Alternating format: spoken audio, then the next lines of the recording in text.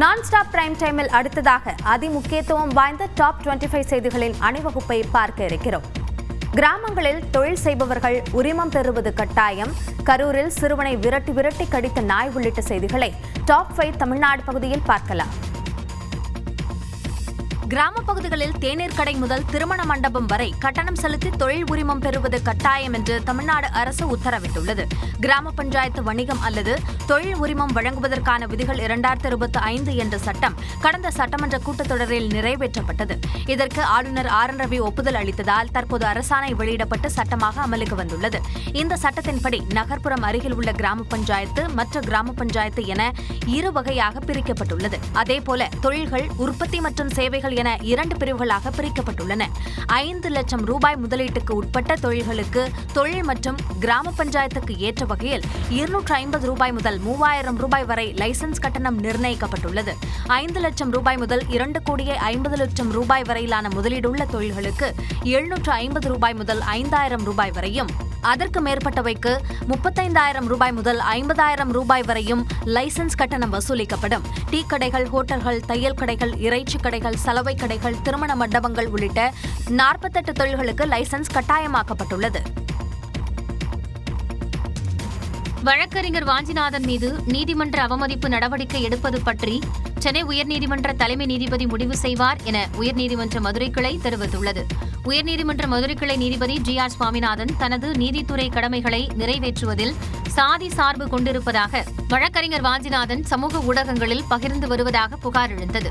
இதையடுத்து அவர் மீது நீதிமன்ற அவமதிப்பு வழக்கு தொடுக்கப்பட்ட நிலையில் உயர்நீதிமன்ற மதுரை கிளையில் நீதிபதிகள் ஜி.ஆர். சுவாமிநாதன், ராஜசேகர் அமர்வில் வழக்கு விசாரணைக்கு வந்தது. அப்போது வழக்கறிஞர் வாஞ்சிநாதன் நேரில் ஆஜராகி பதில் மனு தாக்கல் செய்தார். அப்போது நீதிபதி சுவாமிநாதன் குறித்து வழக்கறிஞர் வாஞ்சிநாதன் சமூக ஊடகங்களில் பேசிய வீடியோ ஒளிபரப்பப்பட்டு விளக்கம் கேட்கப்பட்டது. அதற்கு பதிலளித்த வாஞ்சிநாதன், எழுத்துப்பூர்வமாக விளக்கம் கேட்டால் பதிலளிக்க தயார் என்றார். அப்போது உங்களையெல்லாம் போராளி என யார் கூறியது என்று வாஞ்சிநாதனை பார்த்து கேள்வி எழுப்பிய நீதிபதி ஜி.ஆர். சுவாமிநாதன், நகைச்சுவை செய்கிறீர்கள் என்றார். இதனைத் தொடர்ந்து வழக்கறிஞர் வாஞ்சிநாதன் மீது நீதிமன்ற அவமதிப்பு நடவடிக்கை எடுப்பது குறித்து சென்னை உயர்நீதிமன்ற தலைமை நீதிபதி முடிவு செய்வார் என நீதிபதிகள் உத்தரவிட்டனர். வழக்கை சென்னை உயர்நீதிமன்ற தலைமை நீதிபதிக்கு மாற்றியும் உத்தரவு பிறப்பித்தனர். மேட்டூர் அணையில் இருந்து வினாடிக்கு 1,28,500 கன அடி நீர் வெளியேற்றப்படும் நிலையில் பவானி கூடுதுறையில் பக்தர்கள் நீராட தடை விதிக்கப்பட்டுள்ளது. கர்நாடகாவில் கனமழை பெய்து வரும் நிலையில் அங்குள்ள கபினி, KRS அணைகள் நிரம்பி உபரி நீர் காவிரி ஆற்றில் திறக்கப்பட்டு வருகிறது. இதனால் மேட்டூர் அணை நடப்பாண்டில் 4வது முறையாக கடந்த 25ஆம் தேதி முழு கொள்ளளவான 120 அடியை எட்டியது. இதனால் அணைக்கு வரும் நீர் முழுவதும் அப்படியே வெளியேற்றப்பட்டு வருகிறது.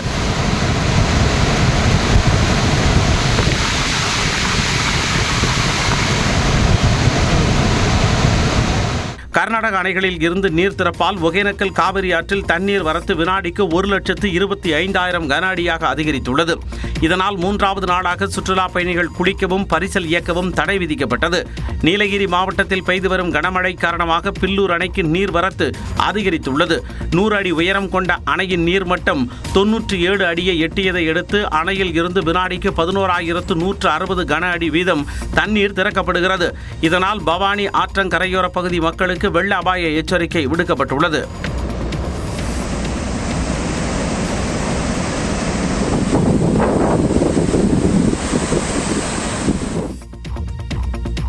சென்னை புறநகர் பகுதிகளான பொத்தேரி, மறைமலை நகர் மற்றும் காட்டங்குளத்தூர் பகுதிகளில் கஞ்சா சாக்லேட்டுகள் மற்றும் ஹூக்கா உள்ளிட்ட போதைப் பொருட்கள் பயன்படுத்தியதாக 7 கல்லூரி மாணவர்கள் உட்பட 11 பேர் கைது செய்யப்பட்டதாக தாம்பரம் மாநகர காவல் ஆணையர் அபின் தினேஷ் மொடக் கூறியுள்ளார். தாம்பரம் காவல் ஆணையரகத்திற்குட்பட்ட பொத்தேரி, மறைமலை நகர் மற்றும் காட்டங்குளத்தூர் பகுதிகளில் உதவி ஆணையர் தலைமையில் 100க்கும் மேற்பட்ட போலீசார் 12 இடங்களில் ஒரே நேரத்தில் சோதனை நடத்தினர்.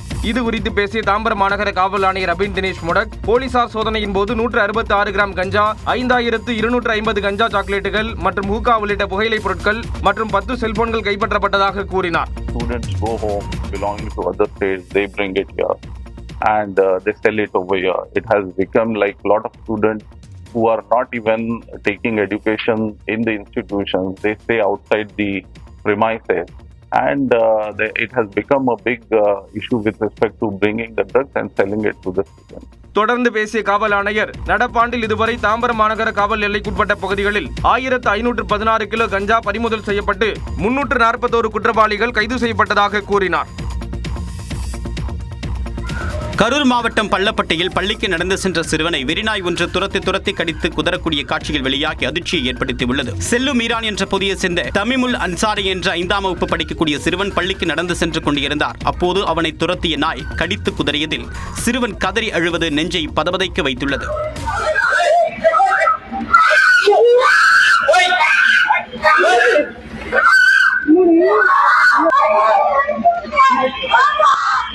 அருகில் இருந்தவர்கள் நாயை துரத்திவிட்டு காயமடைந்த சிறுவனை பள்ளப்பட்டி அரசு மருத்துவமனையில் சேர்த்துள்ளனர். தற்போது சிறுவன் மேல் சிகிச்சைக்காக கரூர் அரசு மருத்துவக் கல்லூரி மருத்துவமனையில் அனுமதிக்கப்பட்டுள்ளார். அந்த பகுதியில் உள்ள ஏராளமான நாய்கள் பொதுமக்கள் கால்நடைகளுக்கு அச்சுறுத்தலாக இருப்பதாக அந்த பகுதி பொதுமக்கள் நகராட்சி நிர்வாகத்திடமும் அரசு அதிகாரிகளிடமும் பலமுறை புகார் அளித்தும் எந்த நடவடிக்கையும் எடுக்கப்படவில்லை என்றும் குற்றம் சாட்டுகின்றனர்.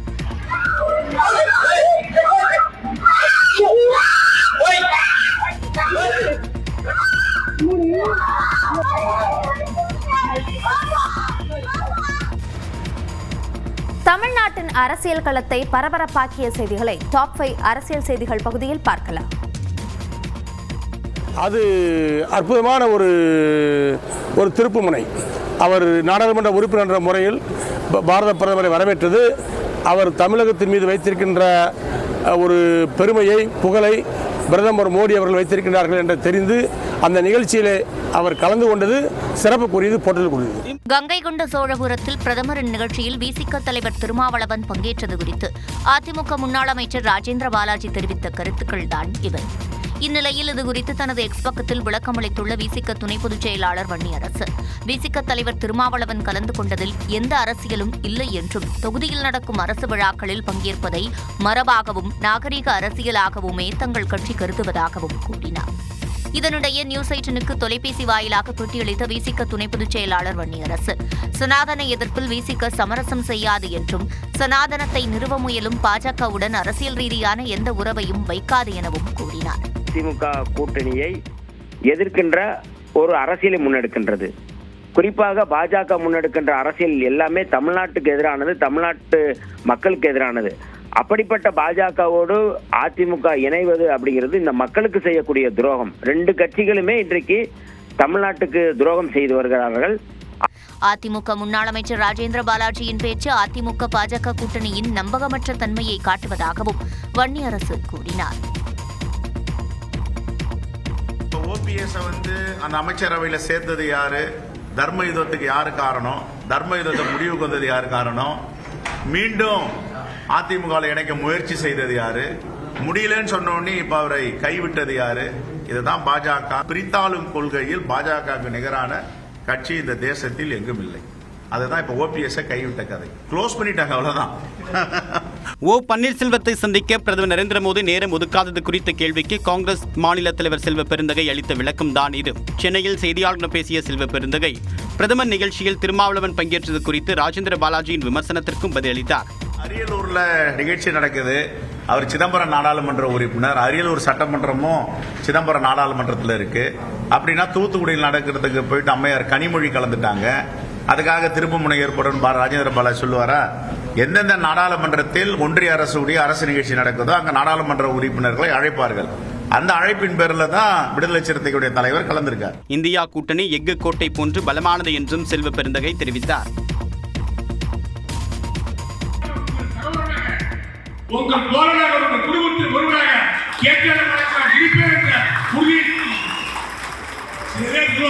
அங்க போயிருக்காரா, இங்கே போயிருக்காரு.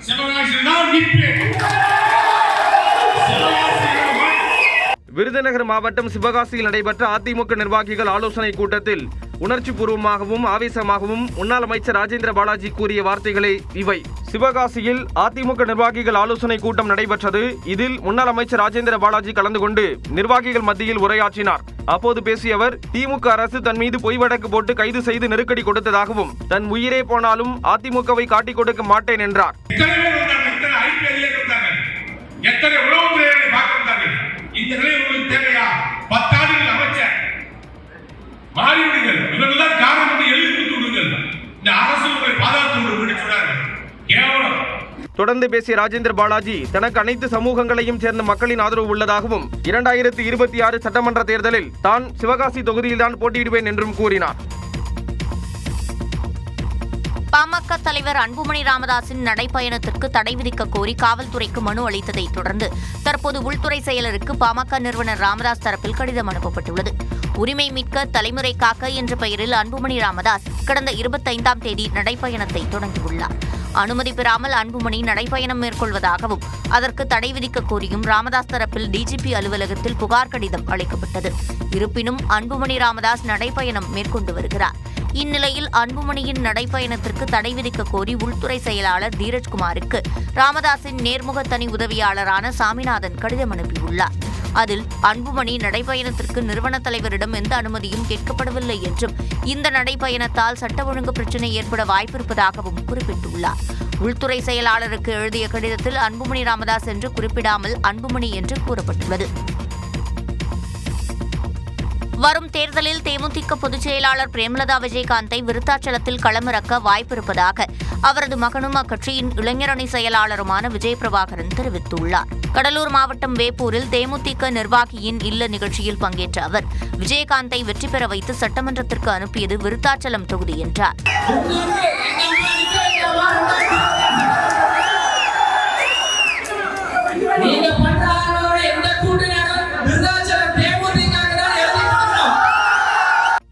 வரும் சட்டமன்ற தேர்தலில் கட்டாயம் போட்டியிடுவேன் என அமமுக பொதுச் செயலாளர் டிடிவி தினகரன் தெரிவித்துள்ளார்.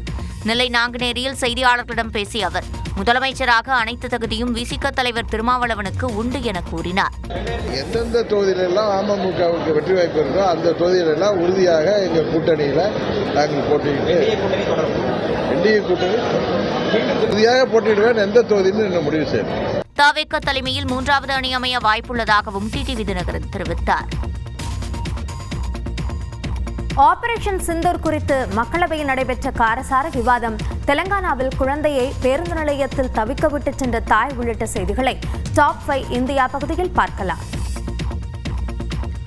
பயங்கரவாதிகள் பஹல்காமுக்கு வந்து தாக்குதல் நடத்தியது எப்படி என பாதுகாப்புத்துறை அமைச்சர் ராஜ்நாத் சிங் இதுவரை விளக்கமே அளிக்கவில்லை என மக்களவை காங்கிரஸ் துணைத் தலைவர் கௌரவ் கோகாய் சாடியுள்ளார். தாக்குதல் நடந்த பஹல்காமுக்கு ஆம்புலன்ஸ் வரக்கூட 1 மணி நேரத்திற்கு மேலாக ஆனதாகவும் அவர் குற்றம் சாட்டியுள்ளார். और सर मैं वो नजारा भूल नहीं सकता, एक माँ और एक बेटी चल के नीचे आ रही थी, एक भारत के सिपाही को देखा और सिपाही को देखकर वो रो पड़े. எதிர்க்கட்சிகளின் இந்த குற்றச்சாட்டிற்கு பதிலளித்து பேசிய பாஜக எம்பி அனுராக் தாக்கூர் பாகிஸ்தானின் அஞ்சல்காரர் போன்று எதிர்க்கட்சித் தலைவர் ராகுல் காந்தி செயல்படுவதாக விமர்சித்தார். एलओपी लीडर ऑफ ऑपोजिशन से एलओपी लीडर अपोजिंग भारत बन गए हैं.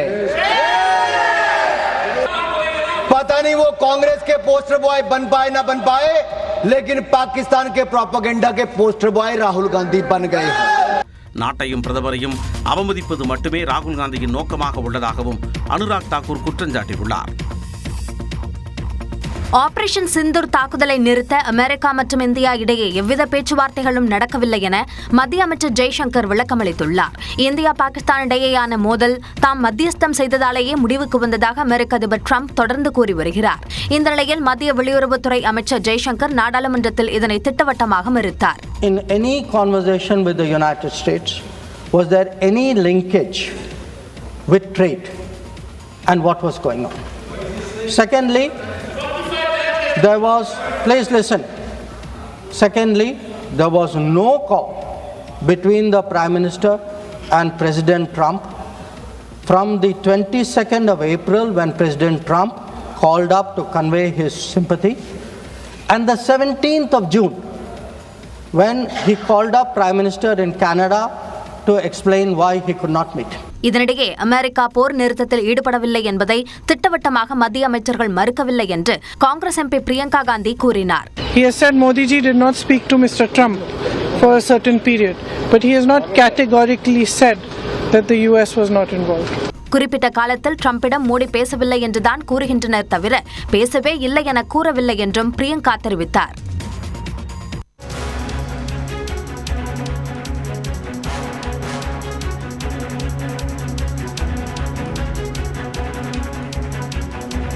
சமக்ர சிக்ஷா அபியான் திட்டத்தின் கீழ் தமிழ்நாட்டிற்கு நிதி ஒதுக்காமல் இருப்பதற்கு மத்திய அரசுக்கு கண்டனம் தெரிவித்திருக்கிறார் ஓ பன்னீர்செல்வம். முன்னாள் முதலமைச்சர் ஓ பன்னீர்செல்வம் பாஜகவுடன் கூட்டணி அமைத்திருந்த நிலையில் அவர்களுடைய செயல்பாடுகள் சார்ந்து பெரிதளவில் விமர்சிக்காமல் இருந்த நிலையில் தற்பொழுது சமக்ர சிக்ஷா அபியான் திட்டத்திற்கு நிதி ஒதுக்காமல் இருப்பதற்கு ஓபிஎஸ் கண்டனம் தெரிவித்திருப்பது முக்கியத்துவம் வாய்ந்த ஒன்றாக பார்க்கப்படுகிறது.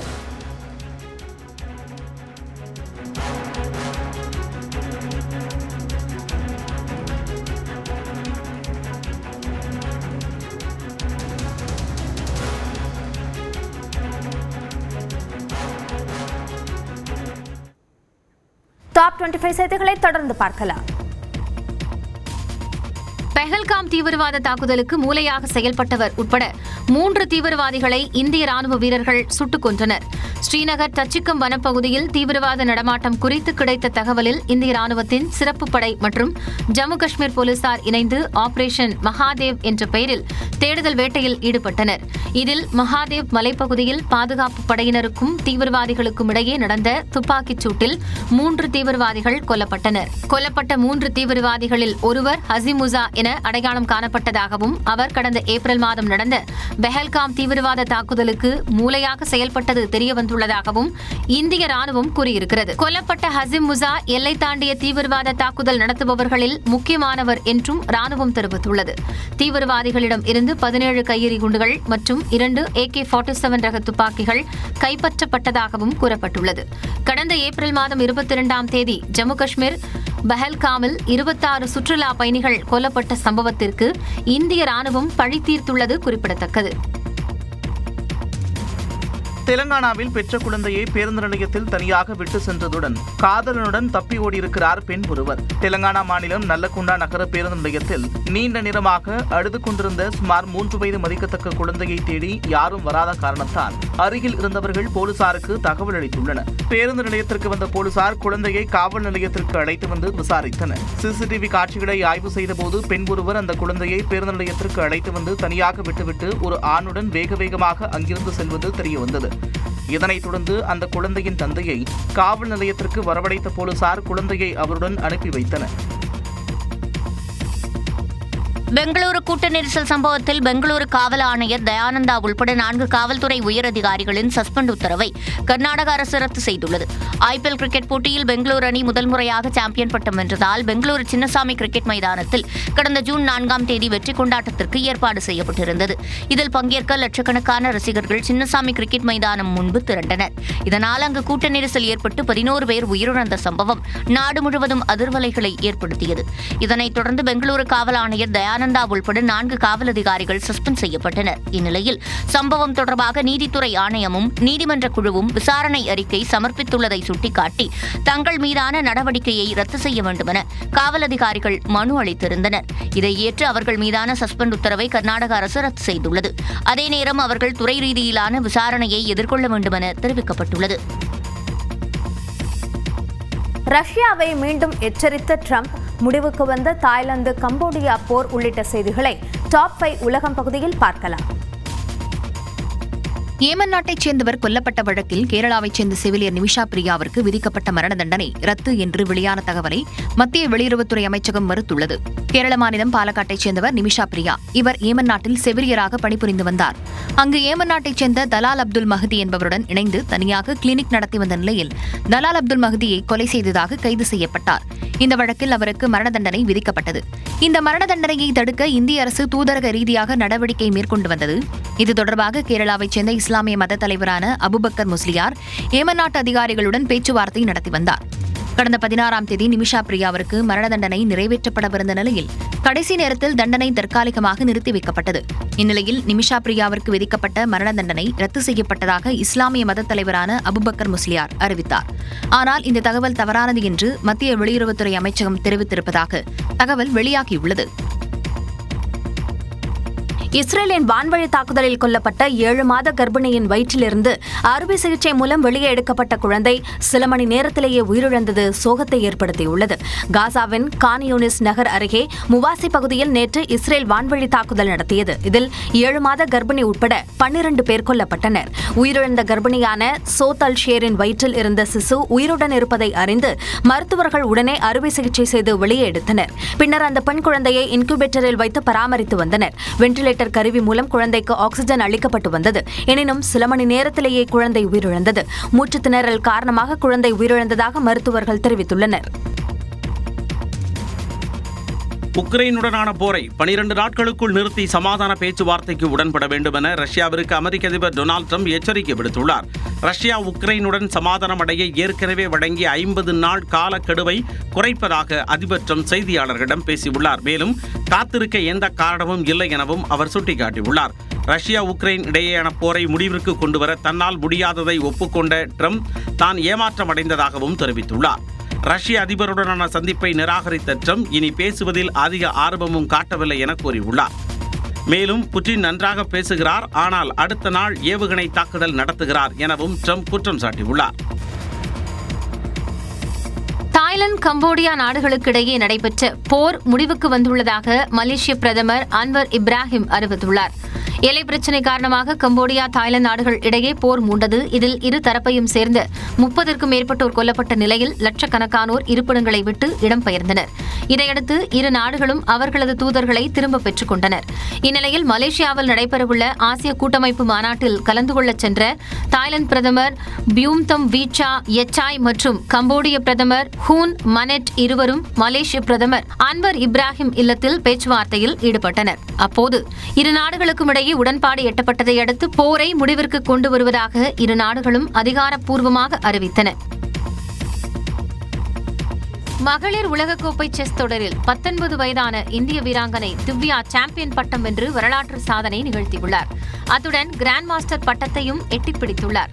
ஜார்ஜியாவில் நடைபெற்ற ஃபிடே மகளிர் உலகக்கோப்பை செஸ் தொடரின் இறுதிப் போட்டியில் 38 வயதான இந்தியாவின் நம்பர் 1 வீராங்கனையும் கிராண்ட் மாஸ்டருமான கொனேரு ஹம்பி இந்தியாவின் 19 வயதான சர்வதேச மாஸ்டர் திவ்யாவுடன் பலப்பரீட்சை நடத்தினார். கிளாசிக்கல் சுற்று போட்டிகள் இரண்டும் டிராவில் முடிவடைந்ததால் வெற்றியாளரை தீர்மானிக்க டை பிரேக்கர் முறை கடைபிடிக்கப்பட்டது. ரேபிட் முறையில் நடைபெற்ற இந்த சுற்றின் முதல் போட்டியும் டிராவில் முடிவடைய இரண்டாம் ஆட்டத்தில் திவ்யா வெற்றி வாகை சூடினார். I think Divya's evaluation bar just hit. Here we are. Divya Deshmukh, hold her tears.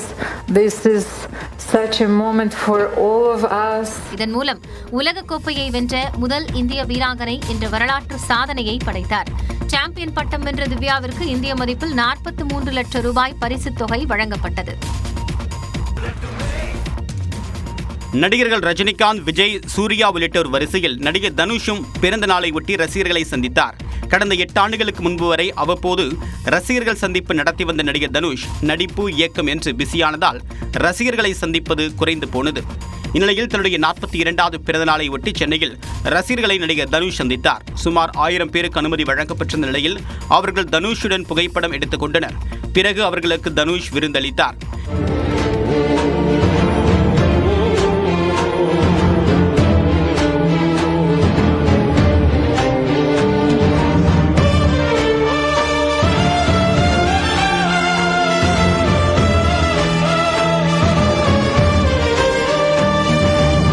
இந்நிலையில் தனுஷிற்கு பிறந்தநாள் வாழ்த்து கூற அவருடைய சென்னை போயஸ் கார்டனில் உள்ள வீட்டு முன்பாக ரசிகர்கள் குவிந்தனர்.